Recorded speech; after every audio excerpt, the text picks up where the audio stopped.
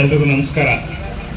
ಮೊದಲನೇದಾಗಿ ತಮ್ಮೆಲ್ಲರಿಗೂ 77ನೇ ಗಣರಾಜ್ಯೋತ್ಸವದ ಆರ್ಥಿಕ ಶುಭಗಳು. ಆನಂತರ ಈ ಒಂದು ಒಳ್ಳೆ ಪುಣ್ಯದ ಕೆಲಸವನ್ನು ಮಾಡಿರುವಂಥ ನಮ್ಮ ಪುಣ್ಯ ಆಸ್ಪತ್ರೆ ಮುಖ್ಯಸ್ಥರಾದಂಥ ಶ್ರೀಯುತ ಮಹೇಶ್ ಅವ್ರಿಗೂ ಕೂಡ ಧನ್ಯವಾದಗಳನ್ನು ಅರ್ಪಿಸ್ತೇವೆ. ಯಾಕೆ ಅಂತ ಹೇಳಿದರೆ, ಎಲ್ರಿಗೂ ಒಳ್ಳೆ ಕೆಲಸ ಮಾಡಬೇಕು ಅಂತ ಒಂದು ಮನಸ್ಸಿರಬೇಕು. ಮೇಯ್ನು ದುಡ್ಡಿದ್ರು ಅಥವಾ ಅಧಿಕಾರ ಇದ್ದರೆ ಅಥವಾ ಅವ್ರ ಹತ್ರ ಅನುಕೂಲಗಳಿದ್ರೆ ಇಷ್ಟೇ ಸಾಲದು, ಮನಸ್ಸಿರಬೇಕು, ದೊಡ್ಡ ಮನಸ್ಸಿರ್ಬೇಕು. ಅಂತ ಮನಸ್ಸು ನಮ್ಮ ಮಹೇಶ್ ಅವರಲ್ಲಿದೆ. ಒಂದು ಸಾರ್ವಜನಿಕ ಹಿತದೃಷ್ಟಿಯಿಂದ, ತಮ್ಮೆಲ್ಲರ ಹಿತದೃಷ್ಟಿಯಿಂದ ಒಂದು ಒಳ್ಳೆ ಪುಣ್ಯ ಕೆಲಸ ಮಾಡಿ ಹೊರಟಿದ್ರೆ ಅವ್ರಿಗೆ ಭಗವಂತ ಒಳ್ಳೇದು ಮಾಡಲಿ, ಅವರು ವೃತ್ತಿ ಜೀವನದಲ್ಲಿ ಇನ್ನೂ ಮುಂದೆ ಬರಲಿ ಅಂತೇಳಿ ಸಂದರ್ಭದಲ್ಲಿ ನಾನು ಆಶಿಸ್ತಾ ಇದ್ದೀನಿ. ಸ್ನೇಹಿತರೆ, ವೇದಿಕೆ ಮೇಲೆ ಉಪಸ್ಥಿತರನ್ನೆಲ್ಲ ಆತ್ಮೀಯ ಸ್ನೇಹಿತರೆ ಮತ್ತು ಆಟೋ ಚಾಲಕ ಮಿತ್ರರೇ, ಪತ್ರಕರ್ತ ಮಿತ್ರರೇ, ಮಾಧ್ಯಮ ಮಿತ್ರರೇ, ಎಲ್ಲರೂ, ನಾನು ಸುಮಾರು ಜನ 100ಕ್ಕೆ 90 ಭಾಗ ಇಲ್ಲಿ ನನಗೆ ತುಂಬ ಚಿರಪರಿಚಿತರಾದಂಥ ಜನಗಳಿದ್ದೀವಿ. ನಾವಾದರೂ ಒಂದು ಈ ಸಂದರ್ಭದಲ್ಲಿ ಏನು ಹೇಳಲಿಕ್ಕೆ ಇಷ್ಟಪಡ್ತೀನಿ ಅಂತ ಹೇಳಿದರೆ, ನಮ್ಮ ಡಾಕ್ಟ್ರು ಹೇಳಿದರು, ಯಾವುದೇ ಒಂದು ನಮ್ಮ ಇಲಾಖೆ ಅಂದ ತಕ್ಷಣ RTO ಸಾರಿಗೆ ಇಲಾಖೆ ಅಂದ ತಕ್ಷಣ ವಾಹನ ಅನ್ನೋದು ನಮ್ಮ ಕಣ್ಣು ಮುಂದೆ ಪ್ರತಿಯೊಬ್ಬರು ಇದರಲ್ಲೂ ಸಾರಿಗೆ ಅಂದ ತಕ್ಷಣ ವಾಹನ, ಯಾವುದೇ ಥರದ ವಾಹನ ಇರ್ಬೋದು, ಅದು ಮೋಟ್ರ್ ಸೈಕಲಿಂದ ಹಿಡಿದು ಬಸ್ ಲಾರಿ ತನಕನೂ ಬರ್ತದೆ, ಆಟೋ ರಿಕ್ಷಾದಿಂದ ಹಿಡಿದು ಕ್ಯಾಬ್ಗಳು ನಮ್ಮ ವ್ಯಾಪ್ತಿಗೆ ಬರ್ತದೆ. ಈಗ ಏನಾಗ್ತಾ ಇದೆ, ಈ ಪ್ರಪಂಚದಲ್ಲಿ ಜನಸಂಖ್ಯೆ, ನಮ್ಮ ದೇಶದ ಜನಸಂಖ್ಯೆ 145 ಕೋಟಿ ದಾಟಿ 150 ಕೋಟಿ ರೀಚ್ ಆಗ್ತಾ ಇದೆ. ಆ ಜನಸಂಖ್ಯೆ ಹೆಚ್ಚಾದ ರೀತಿಯಲ್ಲಿ ನಮ್ಮಲ್ಲಿ ವಾಹನಗಳ ಸಂಖ್ಯೆ ಜಾಸ್ತಿ ಆಗ್ತಾ ಇದೆ. ಒಂದು ಮನೆಯಲ್ಲಿ ಒಂದು ಸೈಕಲ್ಲು ಅಥವಾ ಒಂದು ಸ್ಕೂಟರ್ ಇದೆ, ಅದೇ ದೊಡ್ಡದಾಗಿತ್ತು. ಈಗ ಒಂದ್ ಮನೇಲಿ 4, ಅಪ್ಪನಿಗೊಂದು, ಮಕ್ಳಿಗೊಂದು, ಅಮ್ಮನಿಗೊಂದು, ಒಂದು ಎಲ್ಲಾರು ಓಡಾಡಕ್ ಒಂದು ಕಾರು. ಇದು ಮಿನಿಮಮ್ ಇದ್ದೇ ಇರ್ತದೆ. ಮಿನಿಮಮ್ 2ಕ್ಕಂತೂ ಮೋಸ ಇಲ್ಲ. ಎಂತ ಕೂಲಿ ಮಾಡೋರ್ ಮನೆಯಲ್ಲೂ ಕೂಡ ಒಂದು ಬೈಕ್ ಗ್ಯಾರಂಟಿ ಇರ್ತದೆ. ಅಂದ್ರೆ ನೀವೆಲ್ಲ ನಮ್ಮ ವ್ಯಾಪ್ತಿಗೆ ಬಂದೇ ಬರ್ತೀರಿ. ಇಡೀ ಇಂಡಿಯಾದಲ್ಲಿ ಇರುವ ಜನಸಂಖ್ಯೆಯಲ್ಲಿ 18 ವರ್ಷ ಒಳಗಿನ ಮಕ್ಕಳನ್ನ ಬಿಟ್ರೆ ಮಿಕ್ಕಿದ್ರೆ ಎಲ್ಲರೂ ಒಂದಲ್ಲ ಒಂದು ರೀತಿ ಚಾಲಕರೇ ಅಲ್ವಾ. ಚಾಲಕರು ಅಂದ ತಕ್ಷಣ ನಮ್ಮ ಕೈ ನಿಮಿಷ ಹಾಕೊಂಡಂಗೆ ಚಾಲಕಂಗೆ ಏನು ರೂಲ್ಸ್ ಫಾಲೋ ಮಾಡಬೇಕು ಅನ್ನೋದನ್ನ ನಾವು ನಿಮ್ಗೆ ತಿಳಿ ಹೇಳಲೇಬೇಕು. ಈಗ 18 ವರ್ಷದ ಒಳಗಡೆ ಮಕ್ಕಳನ್ನು ಕೂಡ ಗಾಡಿ ಓಡಿಸ್ತಾ ಇದ್ದಾರೆ, ಅದು ತಪ್ಪು, ಶಿಕ್ಷಾರ್ಹ ಅಪರಾಧ, ಓಡಿಸ್ಬಾರ್ದು ಅಲ್ವಾ. ಯಾಕೆ ಅಂತ ಹೇಳ್ತಾ ಬರ್ತೀನಿ. ರಸ್ತೆಯಲ್ಲಿ ನಾವು ಹೋಗ್ಬೇಕಾದ್ರೆ ಸುಮಾರು ಚಿಹ್ನೆಗಳನ್ನ ನೋಡಿರ್ತೀರಿ. ರಸ್ತೆ ರೋಡ್ ಸೈಡಲ್ಲಿ ಈ ಥರ ಬೋರ್ಡಲ್ಲಿ ರೋಡ್ ಹಂಪ್ಸ್ ಇರುತ್ತೆ, ಮುಂದೆ ಒನ್ ವೇ ಇದೆ, ಈ ಥರ ಎಲ್ಲ ಸೈನ್ ಬೋರ್ಡ್ ನೋಡಿರ್ತೀವಿ ಅಲ್ವಾ. ಆ ಬೋರ್ಡಲ್ಲಿ ಇರೋವಂಥ ಸೈನ್ ಬೋರ್ಡ್ಗಳನ್ನ ನಾವು ಇಲ್ಲಿದೆ ನೋಡಿ, ಈ ಥರ ಸೈನ್ ಬೋರ್ಡ್ಗಳು ಇರ್ತವೆ. ಇದನ್ನು ನಾವು ಫಾಲೋ ಮಾಡಲೇಬೇಕು.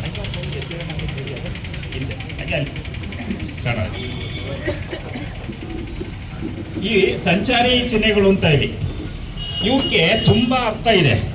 ಯಾಕೆ ಅಂತ ಹೇಳಿದ್ರೆ, ಈ ಚಿಹ್ನೆಗಳು ಈಗ ನೋ ಎಂಟ್ರಿ ಅಂತ ಇರ್ತದೆ, ಅಥವಾ ಯೂಟರ್ನ್ ಓವರ್ಟೇಕ್ ಮಾಡಬಾರ್ದು ಅಂತ ಇರ್ತದೆ, ಆರನ್ನು ಹೊಡಿಬೇಕು ಅಂತ ಇರ್ತದೆ. ಅವು ಸುಮ್ಮನೆ ಹಾಕಿರಲ್ಲ ಅಲ್ವಾ, ಅದಕ್ಕೊಂದು ಅರ್ಥ ಇರ್ತದೆ. ಅವನ್ನ ಹಾಕಬೇಕಾದ್ರೆ ಅದು ಹಿನ್ನೆಲೆ ತುಂಬಾ ಇರ್ತದೆ, ಅರ್ಥ ತುಂಬಾ ಇರ್ತದೆ ಅಲ್ವಾ. ಅದನ್ನ ಫಾಲೋ ಮಾಡಿದ್ರೆ ನಾವು ರಸ್ತೆಯಲ್ಲಿ ಸುರಕ್ಷಿತವಾಗಿ ಚಾಲನೆ ಮಾಡಬಹುದು. ಈಗ ರಸ್ತೆಯಲ್ಲಿ ಯಾಕೆ ಸುರಕ್ಷತೆ ಬೇಕು? ನಿಮಗೆ ಗೊತ್ತಿರ್ಬೋದು, ಹಿಂದೆ ಕೊರೋನಾ ಬಂದಾಗ ನಮ್ಮ MLA ಸಾಹೇಬ್ ಹೇಳ್ತಾ ಇದ್ರು, ಕೊರೋನಾ ಬಂದಾಗ ಎಷ್ಟು ಭಯಂಕರವಾಗಿತ್ತು ಅಂತ ಹೇಳಿದ್ರೆ ಯಾರು ಮನೆ ಬಿಟ್ಟು ಹೊರಗಡೆ ಬರ್ತಾನೆ ಇರಲಿಲ್ಲ ಅಲ್ವಾ. ಟಿವಿನಲ್ಲಿ ತೋರಿಸ್ತಾ ನೋಡಿ, ಇವತ್ತು ಕೊರೋನಾದಿಂದ ಹಾಸನ ಜಿಲ್ಲೆಯಲ್ಲಿ ಸತ್ತವರ ಸಂಖ್ಯೆ 10 ಅಂತ ಮೊದಲನೇ ದಿನ ಬಂದ್ರೆ, ಎರಡನೇ ದಿನ 20, 30, 40, 50, 500 ತನಕ ಬಂದ್ರೆ ಎಲ್ಲ ಎದೆ ಡಬಡಬ ಅಂತ ಹುಡ್ಕೊಂತ ಇರೋದು. ಹೌದಾ ಇಲ್ವ ಹೇಳಿ?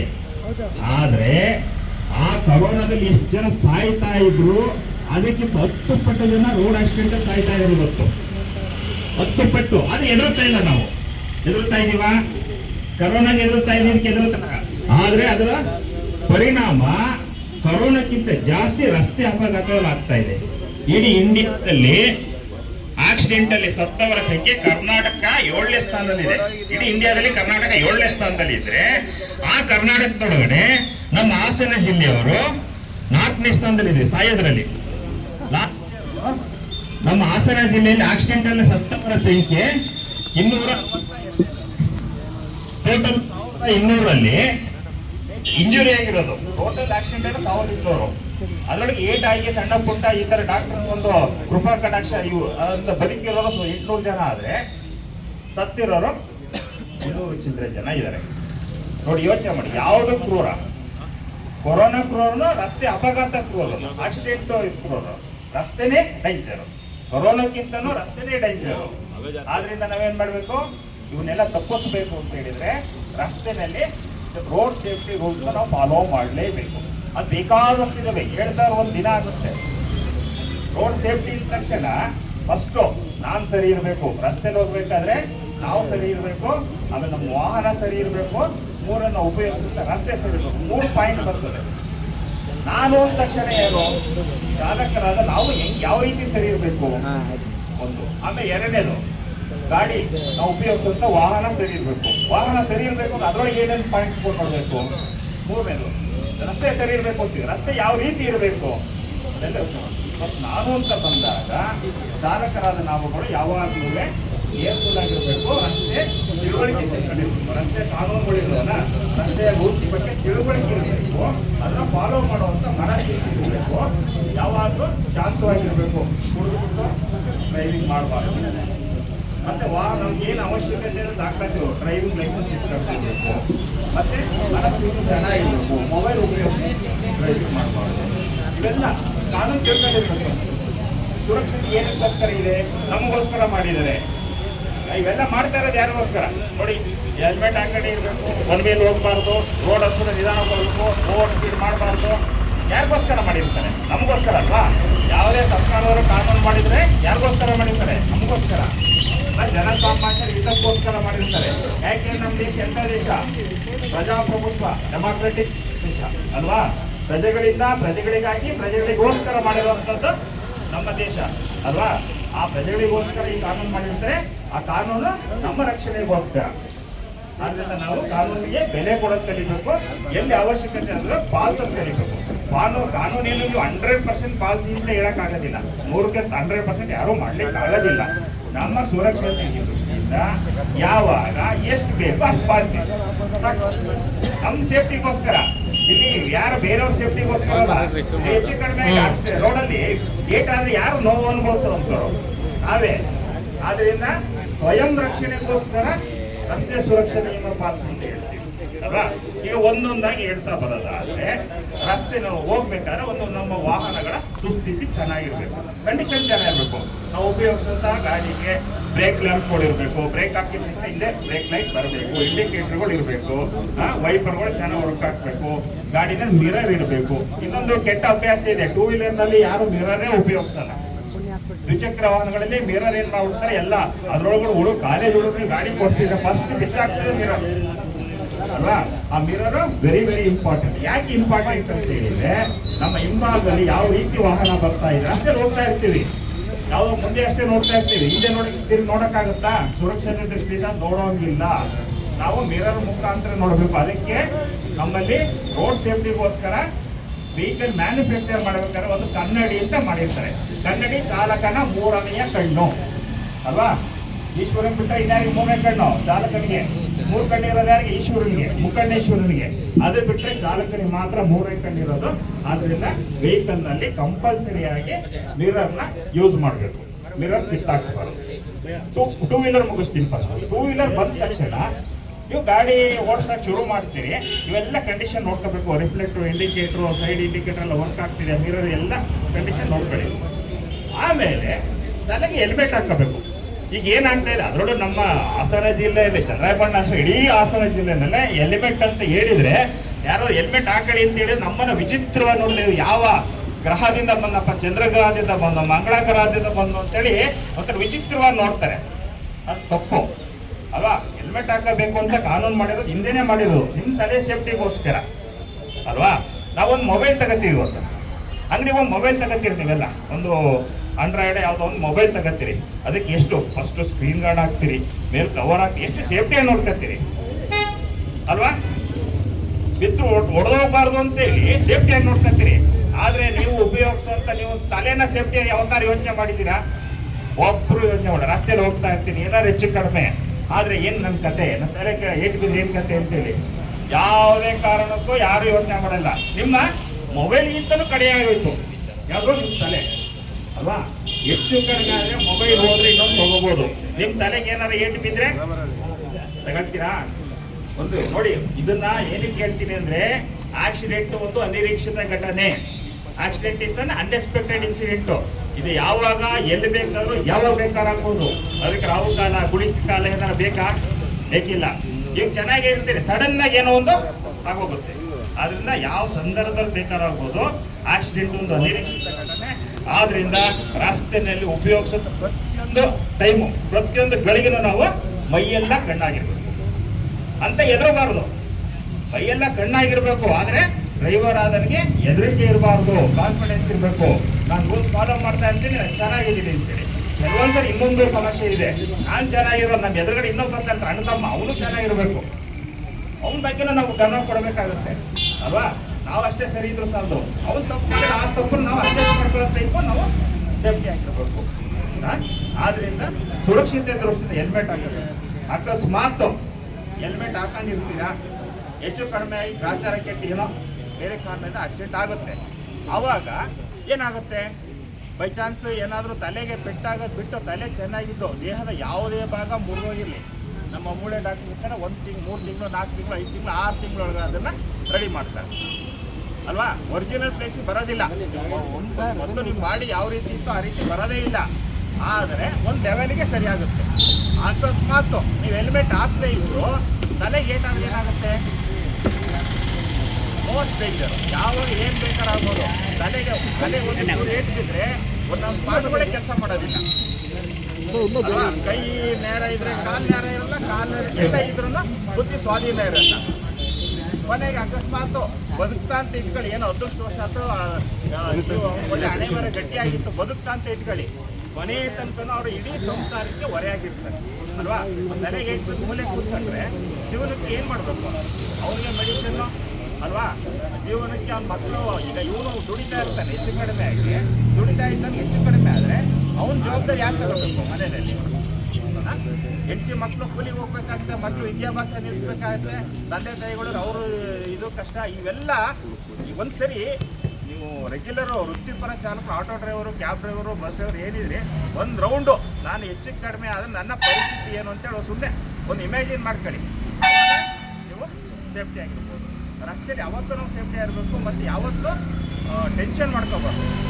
ಅವನು ಫಾಸ್ಟಾಗಿ ಹೋಗ್ತಾ ಇರ್ತಾರೆ, ಇವನ ತಡಿ ನನಗೆ ಪಾತ್ರ ಜೋಕ್ ಅಂತ ಅವನಿಂದ ನೀವು ಹೋದರೆ ಯಾವನಾರು ಒಬ್ಬರು ಟಿಕೆಟ್ ಮಾಡ್ಕೊಂಡ್ರೆ ಅಲ್ವಾ. ಆದ್ದರಿಂದ ರಸ್ತೆಯಲ್ಲಿ ಸೇಫ್ಟಿ ಫಸ್ಟು, ಸ್ಪೀಡ್ ನೆಕ್ಸ್ಟು ಅಲ್ವಾ. ಅಪಘಾತಕ್ಕೆ ಅವಸರವೇ ಕಾರಣ. ಅದರಿಂದ ಏನು ಮಾಡಬೇಕು? ಬೇಗ ಹೊರಡಬೇಕು, ನಿಧಾನವಾಗಿ ಸುರಕ್ಷಿತವಾಗಿ ತಲುಪಬೇಕು. ಈ 3 ಇದನ್ನು ನೀವು ಅಡಾಪ್ಟ್ ಮಾಡ್ಕೊಳ್ಳಿ ಆಯಿತಾ. ಈ ಹೆಲ್ಮೆಟ್ ವಿಚಾರ ಬಂತು. ಈಗ ಅದೇ ಕಾರ್ ವಿಚಾರ ಬಂದಾಗ ಪ್ರತಿಯೊಬ್ಬರು ಸೀಟ್ ಬೆಲ್ಟ್ ಆಗಿರ್ತಾರೆ. ನಮ್ಮ ಡಾಕ್ಟ್ರ್ ಹೇಳಿದ್ರು, ಮಗು ಅಂತೇಳಿ ಸೀಟ್ ಬೆಲ್ಟ್ ಕೂಗಿರ್ತೀವಿ, ಹೋಗ್ತಾ ಇರ್ತದೆ, ಬ್ರೇಕ್ ಹಾಕಿದ ತಕ್ಷಣ ಜಂಪ್ ಆಗ್ತದೆ. ಅದೇ ರೀತಿ ನಾವು ಸೀಟ್ ಬೆಲ್ಟ್ ಹಾಕಲಿಲ್ಲ ಅಂದರೆ ನಮ್ಮ ಬಾಡಿ ಜಂಪ್ ಆಗಿ ನಮ್ಮ ತಲೆ ಹೋಗಿ ಗ್ಲಾಸ್ ಕುಡಿತದೆ, ಎದೆ ಬಂದು ಸ್ಟೇರಿಂಗ್ ಕುಡಿಯುತ್ತೆ, ಮತ್ತು ಕಾಲು ಬಂದು ಮುಂದೆ ಹೋಗಿ ಕಾಲು ಮಂಡಿ ಮುರಿದೋಗ್ತದೆ. ಮೇಜರು ಆಕ್ಸಿಡೆಂಟ್ ಕೇಸಲ್ಲಿ ಮಂಡಿನೇ ಪ್ರಾಬ್ಲಮ್ ಆಗುತ್ತೆ. ಹಿಪ್ ಜಾಯಿಂಟ್ಸು ಮಂಡಿ ಇವೇ ಇಲ್ಲೇ ಬಿಡುತ್ತೆ ಎಫೆಕ್ಟ್. ಆದ್ದರಿಂದ ಸೀಟ್ ಬೆಲ್ಟ್ ಹಾಕಿ. ಸೀಟ್ ಬೆಲ್ಟ್ ಇನ್ನೊಂದು, ಇತ್ತೀಚಿನ ಹೊಸ ಟೈಪ್ ವೆಹಿಕಲಲ್ಲಿ ಸೀಟ್ ಬೆಲ್ಟ್ ಹಾಕಲಿಲ್ಲ ಅಂದರೆ ಏರ್ ಬ್ಯಾಗ್ ಓಪನ್ ಆಗಲ್ಲ. ಸೀಟ್ ಬೆಲ್ಟ್ ಹಾಕಿದ್ರೆ ಏನಾಗುತ್ತೆ? ಆ ಸರ್ಕ್ಯೂಟ್ ಸ್ವಿಚ್ ಕ್ಲೋಸ್ ಆಗುತ್ತೆ, ಸೆನ್ಸಾರ್ ಆಪ್ರೇಟ್ ಆಗುತ್ತೆ. ಸೆನ್ಸಾರ್ ಆಪ್ರೇಟ್ ಆದರೂ ಮಾತ್ರ ನೀವು ಎಷ್ಟೇ ಲಕ್ಷ ರೂಪಾಯಿ ವೆಹಿಕಲ್ ಆಗಿರಲಿ ಅದು ಓಪನ್ ಆಗಲ್ಲ. Air bag open. Audi car ಬೆಂಗಳೂರಲ್ಲಿ ಮುಂದಿನ ಒಂದು ಆಡುಗೋಡಿನಲ್ಲಿ ಆಕ್ಸಿಡೆಂಟ್ ಆಗಿ 3 ಜನ ಸತ್ತೋದ್ರು. ಆದರೆ ಅದು ಎಷ್ಟು ಒಳ್ಳೆ ಐಫೈ ಕೋಟ್ಯಾಂತರ ರೂಪಾಯಿ ಗಾಡಿಗಳು ಏರ್ ಬ್ಯಾಗ್ ಓಪನ್. ಕಾರಣ ಏನೋ ಅವರು ಹಾಕಿರಲಿಲ್ಲ ಸೀಟ್ ಬೆಲ್ಟ್. ಹಾಕಿದ್ರೆ ಏನು ಮಾಡಿದ್ರೆ ಸೀಟ್ ಬೆಲ್ಟ್ ಹಾಕ್ಬಿಟ್ರೆ ಹಿಂಸೆ ಇಷ್ಟೇ ದೂರ ಅಲ್ವಾ ಅಂತೇಳಿ ಹಾಕಿರಲಿಲ್ಲ. ಅವಾಗ ಸೀಟ್ ಬೆಲ್ಟ್ ಓಪನ್ ಆಗಲಿಲ್ಲ, ಇದು ಏರ್ ಬ್ಯಾಗ್ ಓಪನ್ ಆಗಲಿಲ್ಲ, ಆಕ್ಸಿಡೆಂಟ್ ಆಗ್ತಿತ್ತು. ಆದ್ದರಿಂದ ಏರ್ ಬ್ಯಾಗನ್ನು ಆಪ್ರೇಟ್ ಆಗಬೇಕು ಅಂದರೆ ಕಂಪಲ್ಸರಿ ಸೀಟ್ ಹಾಕಿ. ಅದ್ರ ಜೊತೆಗೆ ನಿಮ್ಮ ಸೇಫ್ಟಿ ಇಂಪಾರ್ಟೆಂಟ್. ಆಮೇಲೆ ಈ ಮುಂದ್ಗಡೆಯವರ ಡ್ರೈವರ್ ಅಷ್ಟೇ ಹಾಕಬೇಕು ಅಂತೇನಿಲ್ಲ, ಎಲ್ಲರೂ ಹಾಕಿರೋದು. ಗಾಡಿಗಳು ಹಿಂದೆ ಕೂತಿರಲಿ ಮುಂದೆ ಕೂತಿರಲಿ ಎಲ್ಲರೂ ಹಾಕಬೇಕು. ಮುಂದೆ ಕೂತಿದ್ರೆ ಜಾಸ್ತಿ ಏಟು, ಮುಂದೆ ಕೂತಿರಲಿ ಸ್ವಲ್ಪ ಕಡಿಮೆ ಏಟಾಗುತ್ತೆ. ಆಮೇಲೆ ರಸ್ತೆಯಲ್ಲಿ ಹೋಗ್ಬೇಕಾದ್ರೆ ಈಗ ಬೇಕಾದಷ್ಟು ರೂಲ್ಸ್ ಇದ್ದಾವೆ. ಕಾರ್ ಓಡಿಸ್ತಾ ಇರಬೇಕಾದ್ರೆ ಸ್ಟಾರ್ಟ್ ಮಾಡ್ಕೊಂಡು ಹೋಗಿ ಮುಂಚೆನೇ ನೀವು ನೋಡ್ಕೋಬೇಕು. ಮಿರರ್ ಸೆಟ್ ಮಾಡ್ಕೊತೀರಾ, ಸೀಟ್ ಸೆಟ್ ಮಾಡ್ಕೊತೀರಾ, ಎಲ್ಲ ಮೂವ್ ಆದ ತಕ್ಷಣ ಸೀಟ್ ಸೆಟ್ ಅವಾಗ ಮಿರರ್ ಸೆಟ್ ಮಾಡಕ್ಕೆ ಹೋಗ್ತೀರಿ.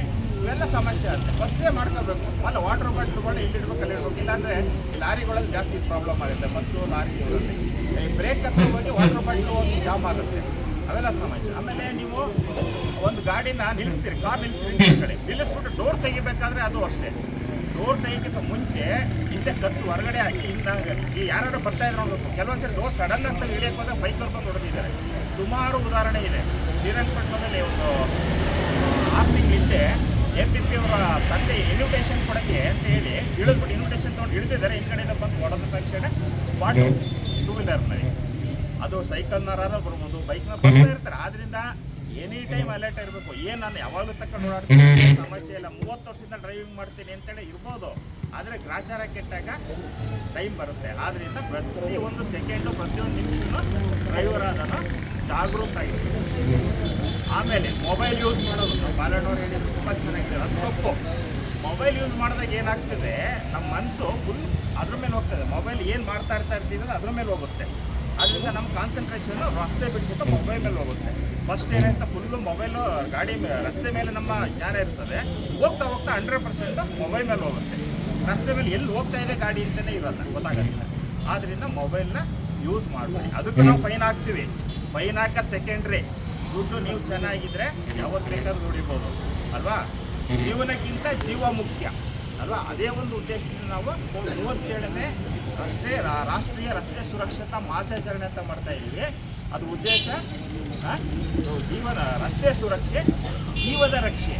ಜೀವ ಚೆನ್ನಾಗಿದ್ರೆ ಜೀವನ ಹೆಂಗಾದ್ರೂ ಮಾಡ್ಬೋದು ಅಲ್ವಾ. ಹೆಂಗೆ ಬೇಕು, ಡಾಕ್ಟ್ರ್ ಕೆಲಸ ಮಾಡೋದು ಜೀವನ ಆಗುತ್ತೆ, ಆಟೋ ಓಡಿಸೋದು ಜೀವನ ಆಗುತ್ತೆ, ಕೂಲಿ ಮಾಡೋದು ಜೀವನ ಆಗುತ್ತೆ, ಇನ್ನೊಂದು ಅಂಗಡಿ ನಡೆಸೋದು ಜೀವನ ನಡೆದು ಹೋಗ್ತದೆ. ಆದರೆ ಜೀವ ಚೆನ್ನಾಗಿರ್ಬೇಕಲ್ವಾ.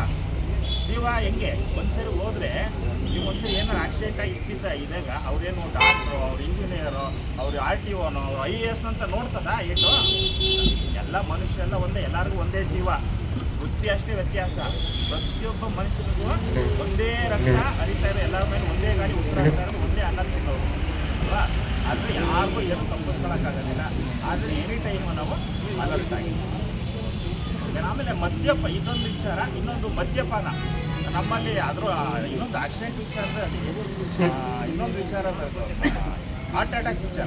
ಹಾಸನ ಜಿಲ್ಲೆಯಲ್ಲಿ ಹಾರ್ಟ್ ಅಟ್ಯಾಕ್ ಜಾಸ್ತಿ. ಯಾಕೆ ಅಂತ ಹೇಳಿದರೆ ಮದ್ಯಪಾನ ಮತ್ತು ಮಟನ್ನು 2 ಅಣ್ಣ ತಮ್ಮಂದಿರಿದ್ದಂಗೆ ಇಲ್ಲಿ ಏನಾಗ್ತಾ ಇದೆ, ಅದು ತಿನ್ನೋದು ಅದು ಎಷ್ಟು ತಿನ್ಬೇಕು ಅಷ್ಟು ತಿನ್ನಬೇಕು. ಆಕ್ಸಿಡೆಂಟ್ ಕೇಸ್ಗಳು ಇದು ಹಾರ್ಟ್ ಅಟ್ಯಾಕ್ ಕೇಸ್ಗಳು ಅದೇ ಜಾಸ್ತಿ ಆಗ್ತಾಯಿದೆ.